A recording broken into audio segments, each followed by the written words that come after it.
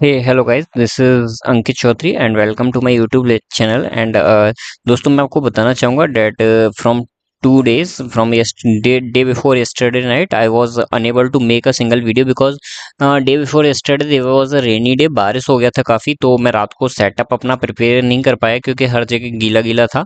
Dates I unable to make a single video and yesterday कल रात को क्या हुआ दोस्तों कि मेरा ड्यूटी ऐसी जगह लगा था that there was not a single chair and table and yes there was a chair but it was completely broken. तो वो बिल्कुल टूटा हुआ था, तो मैं अपना सेटअप कहीं भी रख नहीं पाया, मतलब अब मेरा लैपटॉप वगैरह कहीं भी प्लेस करने की जगह नहीं थी, तो जिसकी वजह से मैं दोस्तों वीडियो नहीं बना पाया था। तो अभी मैं कंटिन्यू आया हूँ वापस हिंदी की वीडियो लेके। जैसा कि मैंने कहा था कि हिंदी अभी हमने तीन, अगर मैं बात करूं कि हमने क्या क्या कर चुका है, तो हमने यूपीएसआई के पेपर लगा चुके हैं, ठीक है, 3 पेपर लगा चुके हैं, मैथ्स और रीजनिंग के। ठीक है, अभी हम आते हैं हिंदी पे। हिंदी की पहले हम ये बुक करेंगे। ये आपकी कौन सी बुक है दोस्तों, मैं बता दूं। हाँ सॉरी, यहाँ पे मैं क्लियरली लिख दे रहा हूँ, सामान्य हिंदी की ये बुक है। ठीक है, सामान्य हिंदी।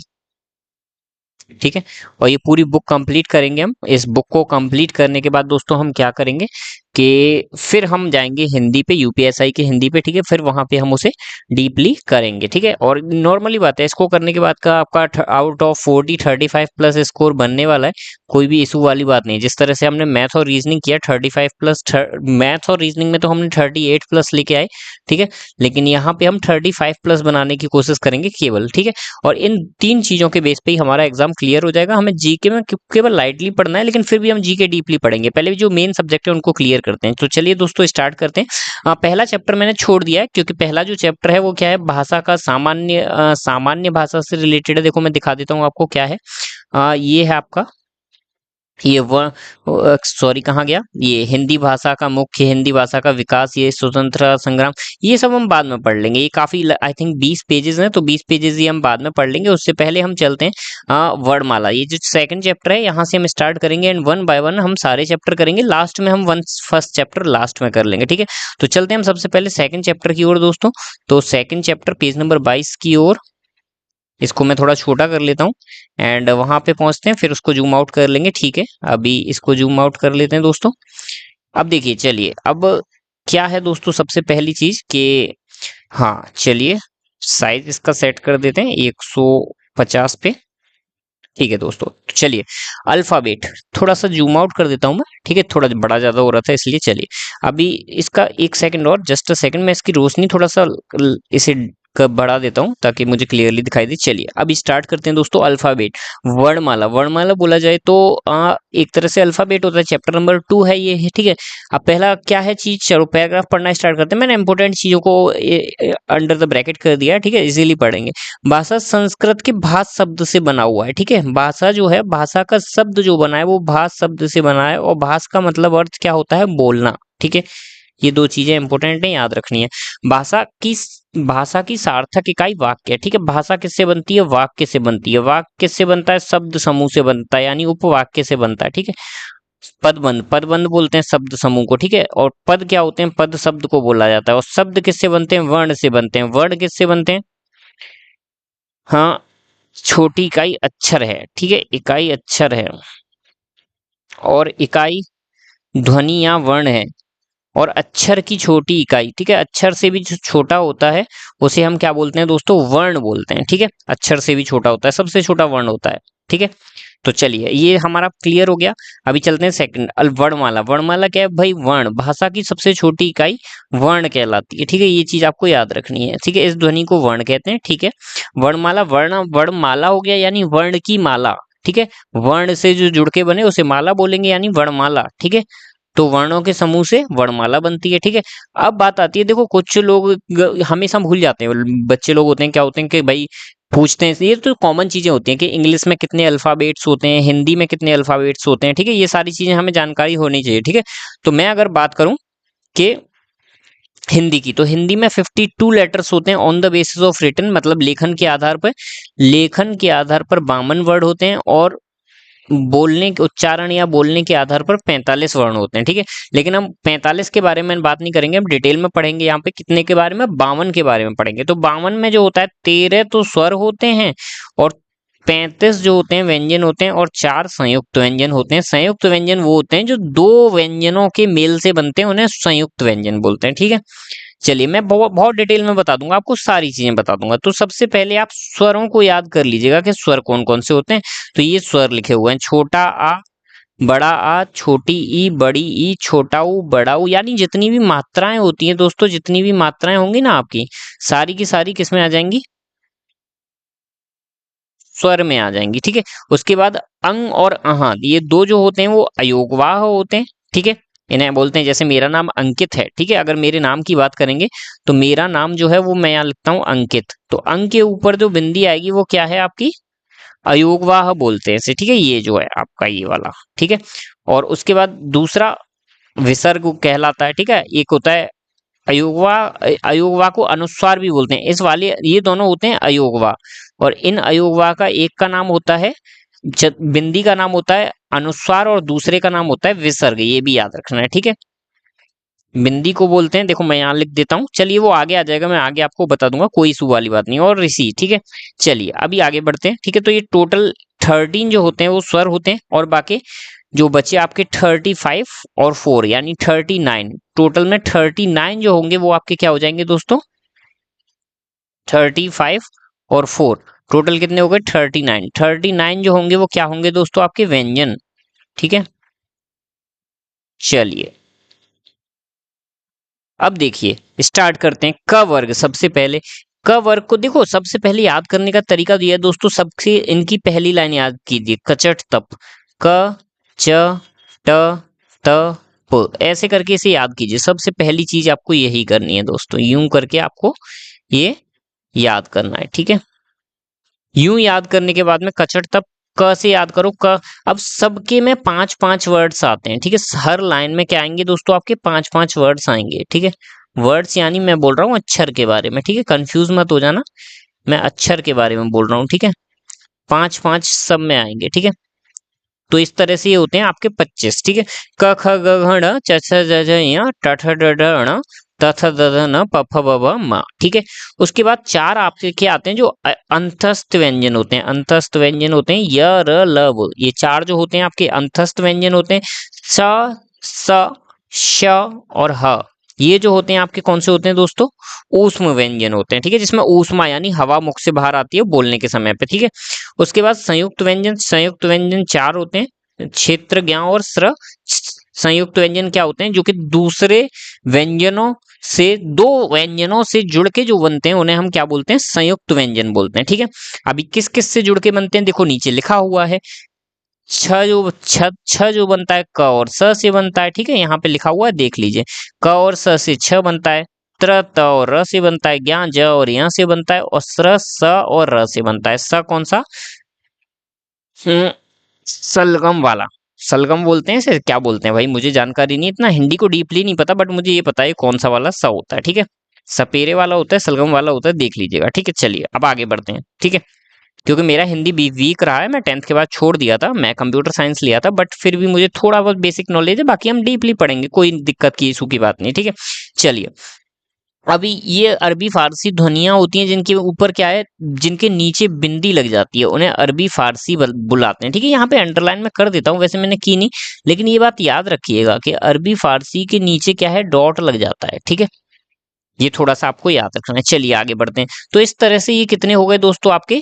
ये हो गए आपके 37। ठीक है, बचे कितने? दो। दो जो होते हैं वो ये रहे आपके, एक तो हो जाता है यहाँ पे ड आ जाता है और एक ण आ जाता है। ठीक है, ये दोबारा आ जाते हैं। ठीक है, तो ये द्विगुण व्यंजन भी बोला जाता है। द्विगुण व्यंजन इसलिए बोला जाता है ना क्योंकि इनके ड और ड, ये द्विगुण व्यंजन शायद नाक से आवाज आती है। नासिक व्यंजन भी देखिए, हाँ एक चीज मैं बताना भूल गया आपको नासिक व्यंजन के बारे में। नासिक व्यंजन जो भी पिछला लेटर होगा ना कचट तप के वर्ड का, वो सब नासिक व्यंजन होते हैं, जैसे ड, य, ण, न और म, इनमें मतलब नाक से भी आवाज टकरा के बाहर आती है। ठीक है, नाक का भी हेल्प लेना पड़ता है। चलिए अब आगे बढ़ते हैं। ठीक है, तो स्वरों की संख्या मैं ऑलरेडी बता ही चुका। अब देखो स्वरों को बांटा गया है। ठीक है, स्वर स्वर स्वतंत्र रूप से बोले जाते हैं, किसी की हेल्प नहीं चाहिए होती है। ठीक है, अब मैं आ जाता हूँ मेन थिंग के, स्वर और स्वरों को बांटा गया दो तरीके से ही हम स्टडी करेंगे, ज्यादा हमें डीपली नहीं जाना है क्योंकि इजी आता है। ठीक है, तो डीपली जाने का काम नहीं करना है। स्वरों का वर्गीकरण उच्चारण के आधार पर अगर हम स्वर्गों का वर्गीकरण करें तो समझने की कोशिश कीजिए यहाँ पे, जिनको उच्चारण करने में समय कम लगता है, जैसे छोटा आ, छोटी ई, छोटा ऊ, ये तीन जो होते हैं ह्रस्व स्वर में आ जाते हैं, ठीक है, जिनका उच्चारण कम समय में होता है, यानी एक मात्रा का समय लगता है, उन्हें ह्रस्व स्वर बोलते हैं। दीर्घ स्वर जिनका उच्चारण दो ह्रस्व स्वर से अधिक समय लगता है, उन्हें दीर्घ स्वर बोलते हैं, जैसे बड़ा, बड़ी, मतलब ह्रस्व स्वर के अलावा मतलब तीन अगर निकाल दिए जाएं 11 में से, तो बचे हुए 7 जो होते हैं, 3 6 और 2 8, 8 और 3 11, 8 जो होते हैं वो आपके किस में आ जाएंगे दोस्तों, दीर्घ स्वर में आ जाएंगे, ठीक है। ये 8 हो गए, ये 3 हो गए, 8 और 3 कितना हो गया, 11 हो गया। और प्लुत स्वर जो होता है वो होता है जिनका उच्चारण सबसे अधिक समय लगता है, वो होता है आपका प्लुत स्वर, जैसे ओम वगैरह होता है, ठीक है, जो कि बहुत सबसे राम, ठीक है, ये सारे जो वर्ड होते हैं उन्हें बोलते हैं हम क्या, प्लुत स्वर बोलते हैं, ठीक है। चलिए, जीव के प्रयोग के उच्चारण के आधार पर, अब जीव से जो प्रयोग में उच्चारण लेते हैं उसके आधार पर क्या है भाई, अग्रस्वर जो जीव के आगे के भाग से बोले जाते हैं, पश्चु मध्य स्वर जो मध्य से बोले जाते हैं, और पश्चु स्वर जो पीछे के भाग से बोले जाते हैं, ठीक है। ये इतना डीपली पूछा नहीं जाता, बट थोड़ा सा पढ़ लेना, कोई भी ऐसी इशू वाली बात नहीं है, आप थोड़ा सा पढ़ लोगे तो मुझे नहीं लगता कि कोई गलत चीज है, ठीक है। तो अगर आगे से बात करूं मैं तो छोटा ही बड़ा ही, छोटा ही बड़ा ही, ठीक है। मध्य से अ बोला जाता है, और बचे हुए लेटर्स किससे बोले जाएंगे, पश्च स्वर पीछे यानी बैक भाग से, ठीक है। चलिए अभी देखो, अब आ जाते हैं आपके, देखो ये डायग्राम है, आपको दो डायग्राम सबसे इंपॉर्टेंट पढ़ना है, ठीक है। मैं बता दूं, मैं इसको दूसरे कलर से भी लिख दे रहा हूँ, ये दो डायग्राम आपके लिए क्या है दोस्तों, बहुत इंपॉर्टेंट है, इसलिए मैंने इनके लिए कलर यूजफुल दूसरा यूज किया। मोस्ट इंपोर्टेंट डायग्राम, अगर आपने ये दो डायग्राम अच्छे से पढ़ लिए, एक ये वाला डायग्राम और दूसरा ये वाला डायग्राम, तो आपका ये सेकंड चैप्टर पूरा फिनिश है, ठीक है। अब मैं इन दोनों डायग्राम के बारे में आपको बता देता हूँ, क्या बताता हूँ, देखिए सुनिए जरा। आ, पहले तो मैं इस डायग्राम के बारे में आपको बाद में बताऊंगा, इस डायग्राम में बस आपको बेसिक सी चीज बताता हूँ थोड़ी। क्या चीज बताता हूँ दोस्तों, पहले तो मैं पेन चेंज कर लेता हूँ, समझने की कोशिश कीजिएगा यहाँ से। ये हमारा होता है दोस्तों मुंह, ठीक है। मुंह में अगर बात करेंगे, ये होता है हमारा गला, गले से हमारे कौन से लेटर्स बोले जाते हैं, ये लिखा हुआ है कंठ वर्ग के, ठीक है। कंठ से बोले जाते हैं क वर्ग के, ठीक है, क ख ग घ ण, ठीक है। यहाँ लिख देता हूं मैं, क ख ग घ और ण, क ख ग घ ण, ठीक है। ये सारे लेटर्स जो होते हैं, sorry my pen is not working, गणा, ठीक है। ये सारे जो होते हैं 5, ये किससे बोले जाते हैं, कंठ से। कंठ के बाद क्या आता है भैया, आपका तालव्य आता है, ठीक है, तालव्य आता है ना, देख लेते हैं एक बार, चेक कर लेते हैं थोड़ा सा, तालव्य आता है, ठीक है। चलिए, तो तालव्य जो होता है, जो जीव के ऊपर का हिस्सा होता है, इसे तालव्य बोलते हैं, ठीक है। पीछे साइड का ये हिस्सा जो होता है इसे तालव्य बोलते हैं, ठीक है। तो यहाँ से च वर्ग के सारे व्यंजन बोले जाते हैं, ठीक है। ये हम व्यंजनों की बात कर रहे हैं अभी, ठीक है। क च, उसके बाद ट, ट वर्ग यहाँ मूर्धा से बोले जाते हैं, ये हो गया मूर्धा आपका, ठीक है, यानी जीव के आगे का हिस्सा जब ऊपर की साइड टच करता है, ऊपर के आगे हिस्से की तरफ, तो उसे बोलते हैं जैसे ट वर्ग। ट ठ ड ढ ण, ट ठ ड ढ और ण, ट ठ ड ढ और ण, ठीक है। ये 5 जो हैं आपके क्या हैं दोस्तों, और च से च छ ज झ य, च छ ज झ और य, ठीक है। ये सारे के सारे क्या हैं आपके च वर्ग हैं। क च ट त, त थ द ध न, ये दांत के स्पर्श से बोले जाते हैं, यानी दंत व्यंजन हो गए, ये दांत हैं आपका, यहाँ के स्पर्श से बोले जाएंगे, तो ये त थ द ध न हो जाएगा। और उसके बाद होठों से जो बोले जाएंगे, होठ यानी प फ ब भ म, यानी प वर्ग के, ठीक है। तो ये आपके 5 वर्ग तो यहीं पे हो गए व्यंजनों की, यानी 27 लेटर आपके, 25 लेटर आपके हो चुके हैं, ठीक है। उसके बाद बात करूं मैं अंतस्थ व्यंजन, तो अंतस्थ व्यंजन क्या होते हैं भाई, अंतस्थ, ऊष्म, और ये आपके बचे हुए हैं, देखो यहाँ पे मैं बात कर लेता हूँ थोड़ी सी, ये अंतस्थ व्यंजन, ऊष्म व्यंजन और संयुक्त व्यंजन, इनके बारे में और डिस्कशन कर लेते हैं। तो उसके लिए हम नीचे चले जाते हैं, ठीक है। स्वरों की मैंने बात नहीं की है, क्योंकि स्वर के बारे में कभी नहीं पूछा जाता कि कौन सा स्वर कहाँ से बोला जाता है, ठीक है। उसके बाद देखो एक चीज और, मैंने नासिक के व्यंजन नहीं बताए, चलिए वो इस डायग्राम में मैं बता दूंगा, ठीक है। ठीक है। तो यहाँ पे आ गया आपका व्यंजन। व्यंजन मैंने ऑलरेडी उधर ही आपको बता दिया कि टोटल व्यंजन कितने होते हैं भाई। टोटल व्यंजन होते हैं आपके कितने, 39। ठीक है, 39 में से 35 सीधे सीधे होते हैं, 4 आपके संयुक्त व्यंजन होते हैं। ठीक है, यहाँ पे चलिए बात कर लेते हैं। देखिए अब देखिए यहाँ पे क्या है दोस्तों, ये जो 5 हैं आपके, ये हो गए क्या, कंठ। उसके बाद ये हो गए, सॉरी इसको मैं सही लाइन लेके लिख देता हूँ, ये जो 5 हैं आपके ये हो गए कंठ्य। ठीक है, उसके बाद ये जो 5 हैं ये हो गए आपका तालव्य, ये आपका हो गया मूर्धन्य। ठीक है, मूर्धन्य। उसके बाद दंत्य के 5 हो गए, 5 5 होते हैं सबके। ठीक है, अब बात आ जाती है किस चीज पे, दूसरी चीज पे, कि नासिक व्यंजन कैसे कौन से होते हैं, जो मैंने आपको बताया था थोड़ी देर पहले कि लास्ट कॉलम के जो होते हैं, मैं इसको मोस्ट इंपोर्टेंट को यहाँ से हटा देता हूँ और अब मैं क्या करूंगा, इसका ब्लू कलर ले लेता हूँ। ठीक है, अब ब्लू कलर लेके मैं यहाँ पे एक सर्किल बनाऊंगा जिसमें मैं नासिक के व्यंजन को कवर कर दूंगा सारे को। ठीक है, ये जो है ये मेरे हो गए कौन से दोस्तों, लास्ट लाइन जो हो गई ये हो गए हमारे नासिक के व्यंजन। ठीक है, थोड़ा सा फिगर गड़बड़ कर दिया, चलिए डिलीट कर देते हैं, हम दोबारा से बना देते हैं। एक काम करते हैं, मैं सीधे सीधे स्क्वायर बना देता हूँ ताकि आप लोगों को भी दिक्कत ना हो। ठीक है, ये हो गया आपका क्या, नासिक के व्यंजन हो गया। ठीक है, ठीक है, ये आपका लास्ट में बना जो हो गया आपका नासिक व्यंजन। अब बात करते हैं हम किस चीज की बात करेंगे दोस्तों, हम बात करेंगे अघोष और संघोष की। ठीक है, तो उसके लिए मैं कौन सा कलर लेता हूँ, मैं बैंगनी कलर ले लेता हूँ अघोष और संघोष के लिए। ठीक है, तो अघोष व्यंजन जो होते हैं वो हमारे स्टार्टिंग के 2 लाइनों के व्यंजन जो होते हैं वो हमारे अघोष व्यंजन कहलाते हैं। ठीक है,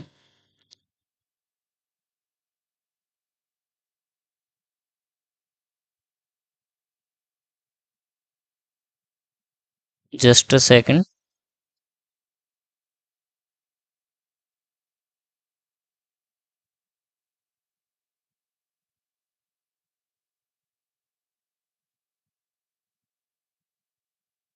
ठीक है भाई, ये रिमूव नहीं होगा। ठीक है, तो ये जो हो गया आपका फर्स्ट लाइन की, अगर मैं बात करूं, फिर से आ जाते हैं हम लोग, ये हो गए आपके क और ख, कॉलम वर्ग। कॉलम की बात कर रहे हैं, अभी हम रॉ की बात नहीं कर रहे हैं, रॉ हमने कचट तब से पढ़ लिया, अब हम कॉलम की बात कर रहे हैं। तो स्टार्टिंग के 2 जो होते हैं वो अघोष व्यंजन होते हैं। ठीक है, ये यहाँ पे लिखा हुआ है अगर आप देख पा रहे हैं तो, ये आपके हो गए अघोष दोनों, और पीछे के तीनों हो गए आपके क्या, संघोष व्यंजन। ठीक है, ये ऐसे करके याद रखना है आपको। ठीक है, और इसका मैं फिर से कलर लेने के बाद में क्या करता हूँ, इसे को ड्रॉ कर देता हूँ। ठीक है, पीछे वाले तीनों जो हैं आपके वो कौन से व्यंजन कर दिए मैंने,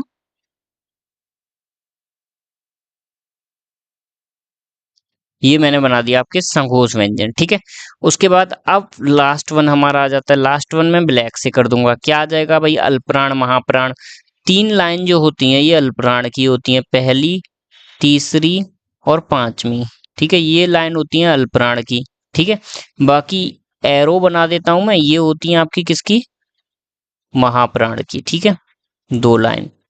ठीक है, यहां से ये आपका दोस्तों हो चुका है क्लियर। ठीक है, एरो को हटाई देता हूँ, अच्छे नहीं लग रहे हैं थोड़ा सा, बट आपका क्लियर हो गया होगा। जिसको भी अगर कोई डाउट हो तो आप फिर से इसे रिवीजन कीजिएगा। इसी से आपका ये बस 2 डायग्राम बहुत इंपॉर्टेंट हैं आपके, दोनों डायग्राम अगर आपके हो गए ये चैप्टर आपका फिनिश हो जाएगा। चलिए नेक्स्ट आगे चलते हैं। आगे इंपॉर्टेंट चीज क्या है दोस्तों, कुछ है क्या यहाँ, कुछ नहीं है। चलिए यहाँ पे थोड़ा थोड़ा पढ़ ले रहे हैं, यहाँ पे थोड़ी थोड़ी इंपॉर्टेंट चीजें हैं। नीचे है क्या, नहीं है, चलिए कुछ नहीं है। ऊपर देखते हैं, ऊपर देखो, यहाँ से आपका इंपॉर्टेंट चीजें आ जाती हैं। क्या इंपॉर्टेंट चीजें आ जाती हैं दोस्तों, मैं रेड कलर लेके आपको समझाता हूँ।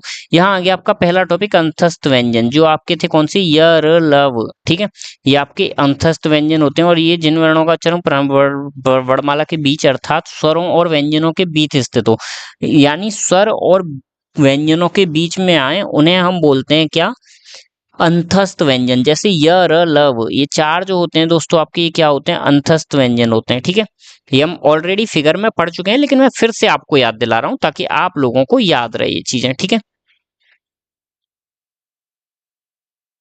ये रहा। ठीक है, चलिए अब अगर आगे मैं बात करूं, ये एरो सही क्यों नहीं बन रहा है भाई,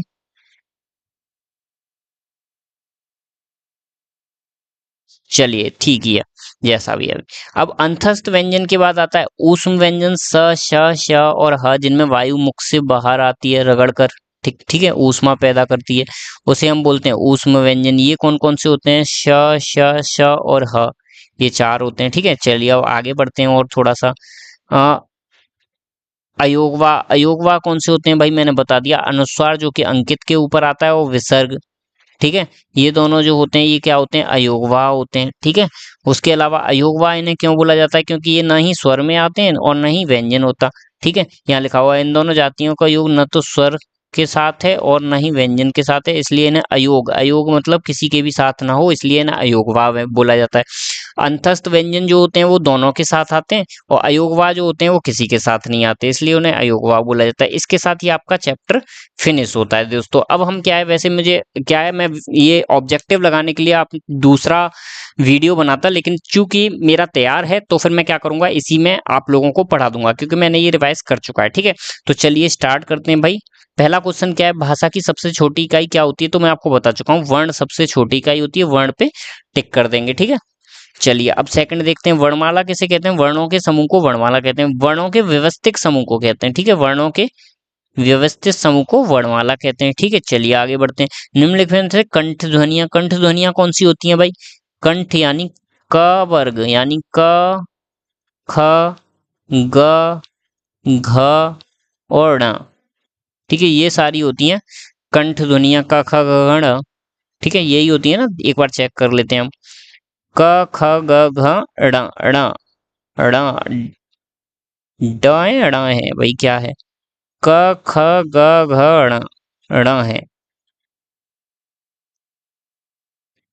घ और ण। ठीक है, ये होती हैं 5 जो होती हैं आपकी कंठ ध्वनियां होती हैं। तो देख लीजिए भाई, क और ख आ रहा है तो क और ख पे टिक कर देंगे। ठीक है, आगे स्थान के आधार पर बताइए कि मूर्धन्य, मूर्धन्य कौन सी होती है भाई, हाँ थर्ड लाइन की होती हैं, क च ट, ट वर्ग की होती हैं। ठीक है, तो ट, ट, ठ, द, ध, न, ट ठ ड ढ न, क च ट, त प, त थ, ट ठ ड ढ ण, त थ द ध न, सॉरी ट ठ ड ढ और ण, ये होती हैं 5। ठीक है, तो देख लीजिए भाई कौन किस में आ रहा है, ग और ध, ये तो गलत हो गया आपका, ज झ गलत हो गया, ड ढ आ रहा है इसमें। ठीक है, तो सी ऑप्शन नंबर आपका सही हो जाएगा। एक बार चेक कर लें, ट ठ ड ढ ण, ठीक है ना, ये रहा मूर्धन्य ट ठ ड ढ ण। ठीक है, सारा का सारा। चलिए अभी आगे बढ़ते नेक्स्ट क्वेश्चन की ओर। निम्न में से अल्पप्राण कौन से होते हैं भाई, अल्पप्राण और महाप्राण में हमने पढ़ा था। अल्पप्राण जो होते हैं फर्स्ट कॉलम होता है, थर्ड कॉलम होता है और फिफ्थ कॉलम होता है। ठीक है, हाँ अब इनमें टोटल कितने लेटर्स आ जाएंगे भाई, 5 5 10 और 5 15 आ जाएंगे। लेकिन 15 को हम बार बार तो चेक करेंगे नहीं, तो हमें क्या करना है, हमें ऑप्शन से जाना है। ऑप्शन में देखो, हाँ वोवल्स को हमें छोड़ देना है, हम बात करेंगे केवल व्यंजनों की। वोवल्स में तो हमने, यानी अगर स्वरों की बात करें तो स्वर में तो हमने डिटेल में पढ़ा नहीं है, तो स्वरों को हम छोड़ देंगे, हम व्यंजनों की बात करेंगे। तो क ख ग, क ख ग, देखो दूसरा ऑप्शन आपको मिल चुका है, पहला और तीसरा वाला। ठीक है, क और ग जो होता है वो आपका क्या होता है दोस्तों, अल्पप्राण होता है। ठीक है, तो बाकी आगे चेक करने की जरूरत ही नहीं है, मैं यहाँ पे आपको दिखा दे रहा हूँ भाई। अल्पप्राण देखो, अल्पप्राण में क भी अल्पप्राण में आता है और ग भी आता है। ठीक है, पहला और तीसरा लेटर दोनों के दोनों आते हैं। चलिए अब वापस चलते हैं क्वेश्चन की ओर। देखो दो ही फिगर से मैं आपका पूरा करा दूंगा। नासिक के व्यंजन कौन से होते हैं भाई, मैंने बताया लास्ट कॉलम जो होता है वो नासिक के होता है। ठीक है, जैसे या, कौन कौन से होते हैं मैं सारे बता दूं, आ, क ख ग घ ण, च छ छ ज झ य, त थ द ध न, प फ ब भ म। ठीक है, ये हो गए, ये 5 होते हैं, ये एक कोई मिसिंग हो रहा है। ठीक है, चलो फिगर में देख लेंगे, कोई बात नहीं है, अभी देख लेंगे हम।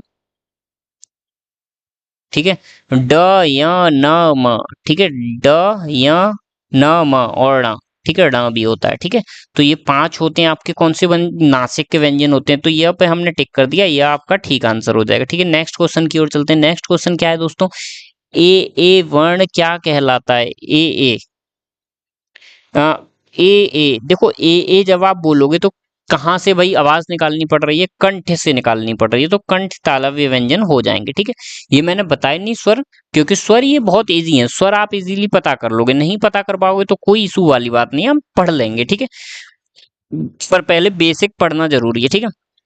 अयोगवा अभी मैंने बताया था भाई, अयोगवा दो होते हैं। एक तो अंकित के ऊपर आता है, अंकित के ऊपर आता है यानी बिंदी होती है, तो बिंदी किस में आ रही है, इसमें आ रही है। दूसरा होता है विसर्ग, ठीक है। बिंदी बिंदी जो होती है उसे हम क्या बोलते हैं दोस्तों, बिंदी जो होती है उसे हम बोलते हैं अनुस्वार, अनुस्वार। और पीछे बिंदी दो बिंदी होती है उसे क्या बोलते हैं, विसर्ग, ठीक है। ये चीज आपको याद रखनी है। तो ये होते हैं आपके क्या, अयोगवा होते हैं। तो डी आंसर इसका सही हो जाएगा, ठीक है। अब देखो मैं ये क्यों करा रहा हूँ दोस्तों, आप अगर ये सोच रहे हो कि भाई ये नहीं आते एग्जाम में, तो देखो यहाँ लिखा हुआ है UP sub inspector, sub inspector, sub inspector की परीक्षा में, यूपी टीजीटी में आया, रेलवे में आया, ठीक है। तो ये हर एग्जाम में आते हैं, तो आप यहाँ से समझ सकते हैं। चलिए नेक्स्ट क्वेश्चन की ओर चलते हैं। निम्न में से बताइए कि किस शब्द को द्वित्व व्यंजन किससे कहते हैं। द्वित्व व्यंजन यानी दो बार रिपीट हो रहा हो तो दिल्ली हो जाएगा आपका सीधा सीधा, ठीक है। द्वित्व व्यंजन श श शह ऊष्म व्यंजन होते हैं, ये अभी हमने पढ़ा था, ठीक है। ऊष्म व्यंजन, अभी देखो ऊष्म तो इसमें कहीं है ही नहीं। ऊष्म व्यंजन को दूसरे रूप से क्या बोला जाता है भाई, स्पर्श संघर्षी व्यंजन भी बोलते हैं, ठीक है। ऊष्म व्यंजन को देख लेते हैं भाई, इसका आंसर 10th का चेक कर ले रहे हैं, 10th का डी है या नहीं है, 10th का सी है, सॉरी, ठीक है। 10th का जो है वो सी है। 10th का संघर्षी व्यंजन भी बोलते हैं, स्पर्श संघर्षी नहीं बोलते। ऊष्म व्यंजन को संघर्षी व्यंजन बोलते हैं। ये इंपॉर्टेंट क्वेश्चन है, जो हमसे गलत हुआ तो इसे हम सर्किल कर देते हैं, ठीक है। वही मुझे डाउट लग रहा था कि ये गलत है कुछ, इसलिए मैंने इसका सॉल्यूशन आंसर देखा, ठीक है। तो इसे संघर्षी, ऊष्म व्यंजन को संघर्षी व्यंजन भी बोला जाता है। चलिए नेक्स्ट क्वेश्चन की ओर चलते हैं भाई। क्या है, नवीन विकसित ध्वनियां कौन सी हैं, जिनके नीचे डॉट आ जाता है। मैंने बताया अरबी फारसी जो होती हैं वो नवीन ध्वनियां होती हैं, तो क और ख आ जाएगा, ठीक है। चलिए आगे बढ़ते हैं। निम्न में से कौन सा घोष, घोष को संघोष भी बोलते हैं, ठीक है। संघोष, और संघोष कौन से होते हैं, लास्ट के 3 कॉलम होते हैं, यानी तीसरा कॉलम, चौथा कॉलम और पांचवा कॉलम। देख लो तीसरे चौथे पांचवे में क्या आता है, ठ तो आता नहीं, च भी नहीं आता, ख भी नहीं आता, म आता है केवल, ठीक है।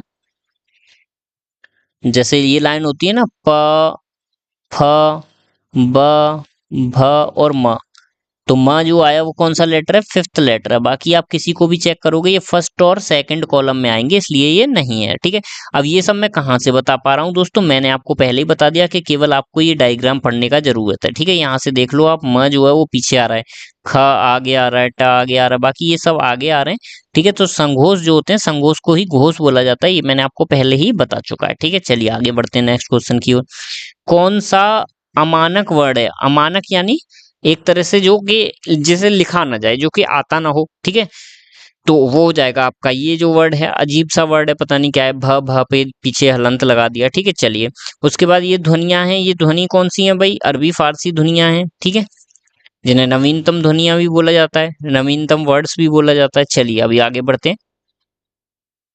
हिंदी में मूलतः वर्णों की संख्या 52 होती है, ठीक है। वैसे 45 भी होती है, लेकिन वो क्या है, आपका बोलने के आधार पे होती है, लेकिन लिखने के आधार पे कितने, 52 वर्ड्स होते हैं, ठीक है। चलिए आगे, वर्ण होते हैं, ठीक है, वर्ड्स नहीं वर्ण। छ, छ जो ध्वनि है वो के अंतर्गत आती है भाई, वो कौन सी है, यानी छ जो है वो कौन सी है, मूल स्वर है, स्वर तो है नहीं भाई, ठीक है, गलत हो जाएगा। घोष वर्ण है, संयुक्त वर्ण है, या तालव्य वर्ण है भाई, ये काफी अच्छा क्वेश्चन है, ये मुझे नहीं आएगा, तो मैं इसे क्या कर देता हूँ दोस्तों, सर्किल कर देता हूँ। क्षेत्र ज्ञा, छे जो होगा वो आपका कौन सा होगा भाई, तालव्य होगा क्या, छे, छे, हाँ देखिए भाई, छ जो है वो आपका तालव्य होना चाहिए, क्योंकि जब हम मुंह से बोल रहे हैं छ, तो हमारी जीभ क्या है, आगे के हिस्से को टच कर रही है, यानी जीभ जो है वो क्या है, सॉरी, तालव्य नहीं, वो तो मूर्धन्य होता है, मूर्धन्य होना चाहिए। लेकिन देखते हैं, चलिए क्वेश्चन नंबर 16 को, तो ये भाई ये तालव्य तो नहीं होगा, क्योंकि हो भी सकता है, अभी हमें नहीं पता है, अभी हम क्या है इसे देखते हैं क्या होगा, ठीक है, जो भी होगा ऑप्शन में जाके देखते हैं कौन सा क्वेश्चन है हमारा, 16th क्वेश्चन है। 16th क्वेश्चन का आंसर क्या है दोस्तों हमारा, 16th का आंसर है सी, ठीक है। तो 16 का आंसर है हमारा सी, यानी संयुक्त वर्ण, ओ सॉरी सॉरी सॉरी, मेरे से गलती हो गया भाई, अभी हमने बताया था, अभी मैंने आपको बताया, देखो यहाँ पे मेरे से खुद गलती हुआ है, मैं मानता हूँ भाई। अभी हमने बताया था कि संयुक्त वर्ण 4 होते हैं। मैं फिर से यहाँ लिख देता हूँ आप लोगों को। हाँ, कौन कौन से होते हैं? छ,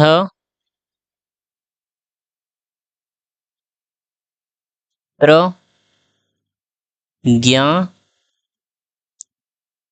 और स्र। ठीक है। छ जो बनता है वो क और क प्लस स से बनता है, आधा क होता है। त्र जो होता है वो आधा त और र से बनता है। ज्ञ जो होता है वो आधा ज और य से बनता है। ठीक है। और क्षेत्र ज्ञ और स्र, स्र जो होता है वो स और र से बनता है।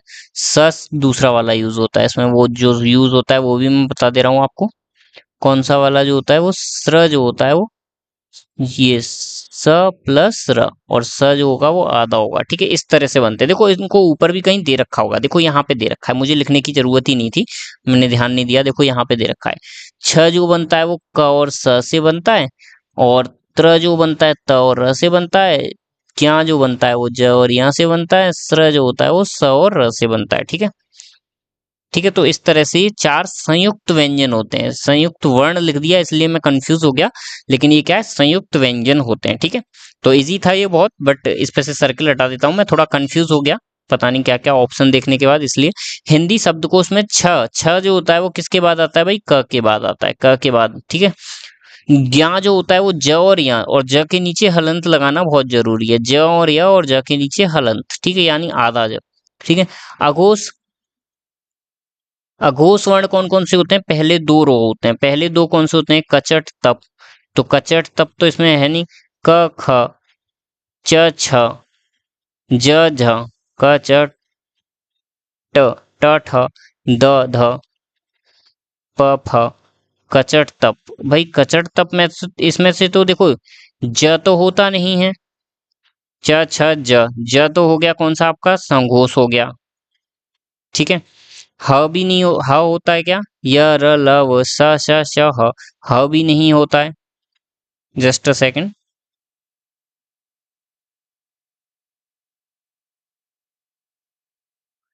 हाँ चलिए अब आगे बढ़ते हैं, वो मैंने पेन गलत ले लिया था। ठीक है, तो ज होता नहीं है, ह भी नहीं होता, श श श ह, स होता होगा। ठीक है, चलिए देख लेते हैं 19th का क्या है।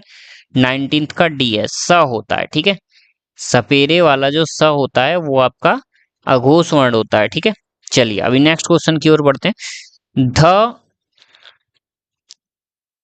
इनको चारों को स को क्लियर कर ही लेते हैं हम, एक बार डायग्राम में जाके देख लेते हैं। स श श ह में अघोष और संघोष कौन कौन से होते हैं, यहाँ पे देख लेते हैं। तो चारों स और ह कहाँ है भाई? अघोष और संघोष तो यहीं पे दिया हुआ है, ऊपर दिया होगा आपको शायद। यहाँ पे नहीं दिया हुआ है दोस्तों, तो दोस्तों ये कहीं भी नहीं दिया हुआ है फिलहाल तो। ठीक है। श श श ह ये ऊष्म व्यंजन दिए हैं, और ऊष्म व्यंजन के बारे में डिटेल में कहाँ दिया है? स श श ह ये रहा। ठीक है, तो यहाँ पे दिया हुआ है। यहाँ पे आप देखो कि क्या पूछा था? अघोष पूछा था। अघोष, ये तीनों अघोष होते हैं। तीनों स जो होते हैं वो अघोष होते हैं। एक चीज आपको याद रखनी है। ठीक है, अघोष जो होते हैं ये तीनों स होते हैं, और ये महाप्राण भी होते हैं। अल्पप्राण इनमें से कोई ही नहीं होता है। ठीक है, ये बहुत इंपॉर्टेंट चीज है भाई, ये मैंने आपको पढ़ाई नहीं, तो अभी मैं आपको पढ़ा रहा हूँ। ठीक है, और मैं भी खुद भी सीख रहा हूँ ये चीज। ठीक है, कि अघोष जो व्यंजन होते हैं वो तीनों स जो होते हैं वो अघोष में आ जाते हैं, और अघोष में आने के साथ साथ ये महाप्राण, महाप्राण तो चारों होते हैं, स श श और ह। ठीक है, चारों महाप्राण होते हैं, बट अघोष तीन होते हैं, तीनों स अघोष होते हैं। बाकी ह जो है वो सघोष होता है, यानी घोष भी बोल सकते हैं हम। ठीक है, तो अब अगर यहाँ पे कोई सा भी स आ जाता, स का चाहे कोई भी आ जाता, वो क्या होता? आपका अघोष व्यंजन कहलाता। ठीक है, चलिए अब आगे बढ़ते हैं। Just a second. ठीक है, तो यहाँ पे स कोई सा भी आ जाता, वो आपका अघोष व्यंजन कहलाता। चलिए, घ का उच्चारण, घ का उच्चारण कौन से स्थान पे होता है? ठीक है, क च ट तप, क ख ग, घ घ जो है वो गले से हो रहा है, गले से हो रहा है यानी कंठ्य व्यंजन हो गया। ठीक है, इनमें से इसको चेक कर ले रहे हैं 20 वाले को, वैसे हम सारे चेक कर लेंगे एक साथ, चलिए कर लेते हैं एक बार सारे चेक। हाँ, D D A C B, ठीक है, D D A C B, ठीक है, चलिए पांचों ठीक है। 6 7 8 9 10, B D D C C, B D D B D D C C, ठीक है भाई, सारे सही हैं 10 तक। 11 से ए सी सी बी, ए सी सी बी सी, ठीक है, ए सी सी बी सी, ठीक है, यानी सारे हमारे ठीक ही जा रहे हैं, तो हमें आंसर चेक करने की जरूरत नहीं है। ठीक है, चलिए अब आगे बढ़ते हैं। 20 वाले का बी था, बी है, ठीक है। चलिए इनमें संयुक्त व्यंजन कौन सा है? संयुक्त व्यंजन कौन सा होता है भाई? क्षेत्र ज्ञा और स्र होता है। तो क्षेत्र ज्ञा, ज्ञा तो आ गया भाई, और स्र ठीक है नहीं है, तो क्या हो जाएगा आपका? बी सही आंसर हो जाएगा। नेक्स्ट क्वेश्चन की ओर बढ़ते हैं। निम्नलिखित में से कौन सा वर्ण उच्चारण की दृष्टि से दंत व्यंजन नहीं है? दंत व्यंजन कौन से होते हैं भाई? दंत व्यंजन होते हैं क च ट त त त थ द द न, ये होते हैं त थ द ध और न। ठीक है, इन सबको हटा दो, त को हटा दो, न को हटा दो, ट को हटा दो, ट नहीं हटेगा सॉरी, द को हटा दो, ट बचा, तो ट क्या हो जाएगा आपका? ट जो होता है वैसे भी कौन सा होता है? मूर्धन्य होता है। ठीक है, मूर्धन्य व्यंजन होता है।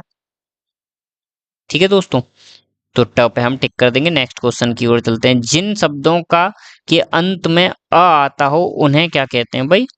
जिन शब्दों के अंत में अ आता हो, ये तो बड़ा अजीब सा पूछ लिया। अ तो भाई हर किसी वर्ड के आता है, अ तो साइलेंट होता है ना, अ तो सबके पीछे आता है, बट इसे हम देख लेते हैं। जैसे अनुस्वार जो होते हैं, अनुस्वार तो अंग हो जाता है, ऊपर आती है बिंदी। अयोगवा जो होते हैं, अयोगवा तो दो होते हैं। अंतस्थ होता है य र लव, और आक्रांत। चलिए इसका 23 वाले का एक ऑप्शन हम चेक कर लेते हैं कि 23 का आंसर क्या है। डी है, हाँ आक्रांत। और जिसके बारे में हमने अभी तक कहीं पढ़ा ही नहीं है कि आक्रांत कौन से होते हैं, तो हम इसे क्या कर देंगे? सर्किल कर देंगे। आक्रांत वर्ड कहीं भी चैप्टर में आया ही नहीं, यानी जिनके अंत में आ आता हो वो होते हैं आक्रांत। ठीक है, याद रखना है आप लोगों को। ठीक है, तो कितने क्वेश्चन सोचेंगे जो हमें अभी तक आए नहीं? एक और दो, दो क्वेश्चन ऐसे थे जो कि हमें डाउटफुल रहे, कोई दिक्कत की बात नहीं। ठीक है, चलिए आगे बढ़ते हैं। छ, छ का और स की मदद से बनता है, जिसमें क आधा होता है। ठीक है भाई, आगे हिंदी वर्णमाला में स्वरों की संख्या 13 होती है। ठीक है भाई, निम्न में से कौन सा स्वर नहीं है? स्वर कौन सा नहीं है भाई? यहाँ स्वर नहीं होता है। अ आ इ ई उ ए और ऋषि ये सब होते हैं। ठीक है, यहाँ नहीं होता है। और निम्न में से कौन ट वर्ग नहीं है? ट, ट में कौन सा आता है भाई? ट, ठ, ड, ढ और ड। देख लो भाई, थ, ड, ण, घ, घ होता है। ठीक है, घ इसमें नहीं आया तो घ हो जाएगा आपका। हिंदी वर्णमालाओं में व्यंजनों की संख्या भाई, व्यंजनों की संख्या क्या होती है? अभी मैंने बताया टोटल व्यंजन 39 होते हैं, लेकिन इसमें से 4 संयुक्त व्यंजन होते हैं, तो 4 निकाल देंगे, बचेगा क्या? 35 बचेगा। 35 में से 2 और निकाल देंगे, 2 व्यंजन, क्योंकि वो ड और कौन सा होता है? ड और ठ होता है शायद। तो बचे कितने आपके पास? 33 बचे। अगर हमारे पास 35 ऑप्शन में होता तो 35 लगा देंगे, अदरवाइज हम 33 लगाएंगे। 39 होता तो 39 लगा देते टोटल संख्या, लेकिन 39 नहीं लगाएंगे, संयुक्त व्यंजन को अलग से गिना जाता है। तो 28 का आंसर सी है। एक बार चेक कर लीजिए फिर भी आप, 28 का सी है। ठीक है, 33 ही होगा। ठीक है, चलिए वैसे 35 भी होता तो हम 35 भी लगा सकते थे। चलिए आगे बढ़ते हैं। निम्न में से कौन सा पश्च स्वर है? पश्च स्वर कौन सा होता है भाई? 3 तरह के स्वर हमने पढ़ाए थे वहां पे आपको, ह्रस्व स्वर, दीर्घ स्वर और ह्रस्व स्वर, पश्च स्वर और दीर्घ स्वर, ऐसे थे कुछ। ठीक है, तो पश्च स्वर कौन सा होता है भाई? हाँ, पश्च जिसको बोलने में ह्रस्व स्वर से ज्यादा समय लगे उसे प्रश्व स्वर बोलते हैं। चलिए एक बार चेक कर लेते हैं ऊपर जाके। ऊपर जाएंगे, ये लिखा हुआ भाई, ह्रस्व स्वर, दीर्घ स्वर और सॉरी अग्र स्वर, मध्य स्वर और पश्च स्वर। पश्च स्वर में कौन सा? बड़ा आ जाएगा। ठीक है भाई, चलो इसमें भी थोड़ा सा हम फंस गए, मैं फंस गया एक्चुअल में, मुझे कंफ्यूजन हुआ तो मैं इस पे सर्किल कर देता हूँ। ठीक है, बाकी हम लोग आगे बढ़ते हैं, आगे बढ़ते हैं तो भाई आगे करेंगे कौन सा 30वां क्वेश्चन, कौन सा अयोग इन निम्न में से अयोगवा कौन सा है, विसर्ग और अनुस्वार होते हैं, तो विसर्ग पे टिक कर देंगे, अनुस्वार कहीं लिखा नहीं है इसलिए। छ छ ध्वनि का उच्चारण कहाँ से होता है, च छ च से, च वर्ग किस में आता है भाई, च छ ज ज, तो च वर्ग आता है क च, च जो होता है वो तालव्य व्यंजन होता है, तो तालव्य पे हम टिक कर देंगे भाई। निम्नलिखित में से कौन सा एक संयुक्त व्यंजन नहीं है, संयुक्त व्यंजन क्षेत्र ज्ञ और स्र होता है, छ त्र ज्ञ और स्र। ठीक है, स्र पे, स्र इसमें है नहीं तो स्र की जगह आ गया श पे टिक कर देंगे। तालव्य व्यंजन कौन से होते हैं भाई, तालव्य होते हैं च वर्ग वाले, च छ ज झ और य।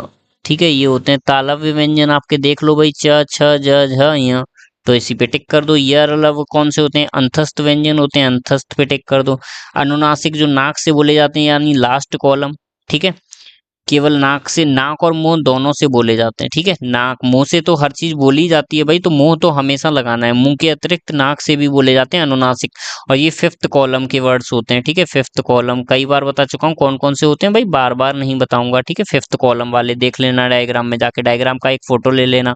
ठीक है, अनुनासिक व्यंजन कौन से होते हैं, अनुनासिक तो अभी आया था, अनुनासिक व्यंजन कौन से होते हैं भाई, अभी मैंने बताया 5th कॉलम के होते हैं, 5th कॉलम के यानी वर्ग का 5वां अक्षर होता है। ठीक है, 5वां यानी 5th। ठीक है, हिंदी वर्णमाला में स्वरों की संख्या भाई कितनी होती है, 13 होती है, 13 नहीं दिया होगा तो हम 11 लगाएंगे। ठीक है, वर्णमाला में। चलिए, कंठोष्ठ ध्वनिया का उच्चारण है जो कंठ से होती हैं, जैसे क। ठीक है, 38 का देख लो, एक बार चेक कर लो भाई, 38 का सी है, 38 का ए है भाई, गलत हो गया, कंठ ओष्ठ, सॉरी, कंठ और ओष्ठ भी उन्होंने लगा दिया, कंठ ओष्ठ मैंने पूरा पढ़ा ही नहीं, कंठ और ओष्ठ यानी फोटो से भी बोली जाए। ठीक है, तो वो होता है प फ ब भ म, लेकिन यहाँ पे लिखा ही क्या है ये समझ ही नहीं आ रहा हमें। ठीक है, तो ये क्वेश्चन तो भाई क्लियर है ही नहीं, लिखा ही क्लियर नहीं है, तो नहीं समझ आ रहा कि ये किस पे टिक मार दिया उन्होंने, ये लिखा क्या है, तो इसको हम सर्कल कर देते हैं, बाद में देख लेंगे। भाषा निर्माण निर्माण की इकाई सबसे छोटी कौन सी होती है भाई, सबसे छोटा होता है शब्द, शब्द से बड़ी होती है ध्वनि, ध्वनि से वाक्य, वाक्य से पद। ठीक है, सॉरी, वाक्य सबसे बड़ा होना चाहिए, ये गलत हो गया भाई, वाक्य सबसे बड़ा होगा, उसके बाद पद आएगा, पद शब्द आएगा, शब्द ध्वनि सबसे छोटी होती है। ठीक है, ध्वनि को वर्ण भी बोलते हैं। ठीक है, वर्ण और ध्वनि, तो डी ऑप्शन नंबर ठीक हो जाएगा भाई 39 का। नेक्स्ट बढ़ते हैं, सही क्रम क्या है, तो सबसे पहले आता है कंठ, गला, गले के बाद आता है आपका तालव्य, तालव्य के बाद आता है मूर्धन्य, मूर्धन्य के बाद आता है दंत्य, दंत के बाद आता है ओष्ठ।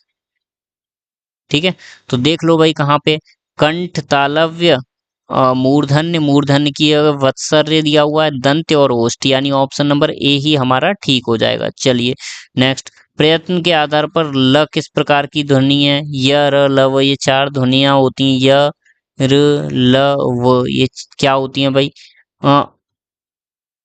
प्रकंपित ध्वनियां हैं क्या, क्या कौन सी हैं भाई, 41 का ए है, पार्श्विक ध्वनियां हैं, पार्श्विक ध्वनियों के बारे में अभी हमने पढ़ा नहीं, तो इसे भी सर्किल कर देते हैं, इन चीजों के बारे में हम पढ़ लेंगे। अभी टोटल कितने क्वेश्चन आ गए आपके पास, अ, जो कि हमें नहीं आए इस चैप्टर में, 1 2 3 4 5। ठीक है, 40 में से 5 क्वेश्चन हमारे लिए हार्ड पड़े, बाकी सब इजी थे, इन 5 क्वेश्चनों को हम देख लेंगे बाद में। ठीक है, इसमें कुछ नहीं है, केवल रटना है, चीजें समझनी है। ठीक है, क्योंकि अभी हमने जो जो हमें नहीं आए क्वेश्चन वो चीजें अभी हमने पढ़ी नहीं है, पार्श्विक ध्वनियां हमने कहीं भी टॉपिक अभी पढ़ा नहीं। ठीक है, दूसरा टॉपिक क्या था, कंठ्योष्ठ व्यंजन, कंठ और ओष्ठ दोनों वाले व्यंजन अभी हमने पढ़े नहीं, डायग्राम में देखोगे तो क्लियर हो जाएगा, इसका 38 का डायग्राम में देखने से क्लियर हो जाएगा। ठीक है, बाकी पश्च स्वर, पश्च स्वर बड़ा होता है, बड़ा, और कौन कौन से 4 जो होते हैं वो होते हैं, कौन कौन से होते हैं भाई, छोटी, बड़ी, छोटा ए, बड़ा ए। ठीक है, ये 4 जो होते हैं आपके वो होते हैं दीर्घ, दीर्घ नहीं होते, अग्र होते हैं। ठीक है, छोटी, बड़ी, छोटा ए, बड़ा ए अग्र होते हैं। ठीक है, मध्य अ आता है और बचे हुए सारे के सारे पश्च स्वर में आते हैं। ठीक है, यहाँ से ये क्लियर हो गया। बच्चे आपके 2 क्वेश्चन, 2 कौन से जिन शब्दों के अंत में आ आता है उसे क्या बोलते हैं, आक्रांत, आक्रांत बोलते हैं, और श श श जो होते हैं उन्हें ऊष्म व्यंजन बोला जाता है, जो कि संघर्षी व्यंजन भी होते हैं। तो दोस्तों इस तरह आपका ये चैप्टर पूरा फिनिश होता है। ठीक है, चलिए एक आई थिंक एक या दो क्वेश्चन रहे होंगे जो हम फंस रहे हैं, वो हम थोड़ा डीपली स्टडी कर लूंगा मैं, तो वहां से मेरा क्लियर हो जाएगा। बाकी ये आपका चैप्टर नंबर 2 जो है वो हो चुका है। अभी हम चैप्टर नंबर 3 जो है वो क्या है, वर्तनी है। वर्तनी के बारे में हम नहीं पढ़ेंगे, और देख लेंगे अगर पढ़ेंगे तो लिखना सीख लेंगे। वैसे यूपीएसआई में वर्तनी से रिलेटेड कोई भी क्वेश्चन नहीं आता है। ठीक है, मेनली हम एसआई और टीजीटी पे ही फोकस कर रहे हैं। केवीएस टीजीटी और केवीएस टीजीटी के लिए तो हमारा मैथ्स हो ही चुका है लगभग, फिर भी हम एनसीईआरटी पैरेलल में चलाएंगे। अभी मैंने एनसीईआरटी बंद कर रखा है क्योंकि एनसीईआरटी बच्चों की चीजें होती हैं इसलिए। बाकी अगर हम बात करें, ये वर्तनी हो गया आपका, और इसके बाद आएगा आपका संधि। तो संधि हम जरूर पढ़ेंगे क्योंकि संधि से लगभग 2-3 क्वेश्चन उठा के हिंदी में जरूर आते हैं, या तो 2 या 3 क्वेश्चन आते हैं, तो वहां से हमें अच्छे 10 नंबर सीधे सीधे हमारे खिंच जाएंगे। ठीक है, तो वर्तनी हम बहुत अच्छे से पढ़ेंगे, सॉरी वर्तनी नहीं, संधि हम बहुत अच्छे से पढ़ेंगे डीपली। तो इसी के साथ मैं ये वीडियो फिनिश करता हूँ। ठीक है, आगे इसका ये वर्तनी है, वर्तनी में कोशिश करूंगा कि ना कराऊं। ठीक है, या अगर समय बचेगा तो मैं बाद में करा दूंगा, क्योंकि इससे रिलेटेड कोई भी क्वेश्चन अगर मैं आपको दिखाना चाहूँ तो दिखा देता हूँ। इससे रिलेटेड कोई भी क्वेश्चन यूपीएसआई में नहीं आता है, और ये मेनली हम हिंदी मेनली जो पढ़ रहे हैं, हम केवल यूपीएसआई के लिए ही पढ़ रहे हैं। तो एक भी क्वेश्चन नहीं आया यूपीएसआई में, तो मैं ये चीज छोड़ दूंगा। ये हालांकि मैं प्रैक्टिस करूंगा, सब कुछ कंप्लीट होने के बाद लास्ट में ये चीजें प्रैक्टिस मैं कर लूंगा जरूर। ठीक है, तो इसी के साथ मैं वीडियो को समाप्त करता हूँ दोस्तों। नेक्स्ट वीडियो हम संधि पढ़ने की कोशिश करेंगे, जो कि आपका चैप्टर नंबर 4 है। ओके, थैंक यू दोस्तों। चैनल को लाइक कीजिएगा, सब्सक्राइब शेयर कर दीजिएगा, और उसके अलावा हम नेक्स्ट वीडियो किस पे लेके आएंगे, हम टीजीटी के लिए नेक्स्ट वीडियो लेके आएंगे, क्योंकि उसमें हमारा सिलेबस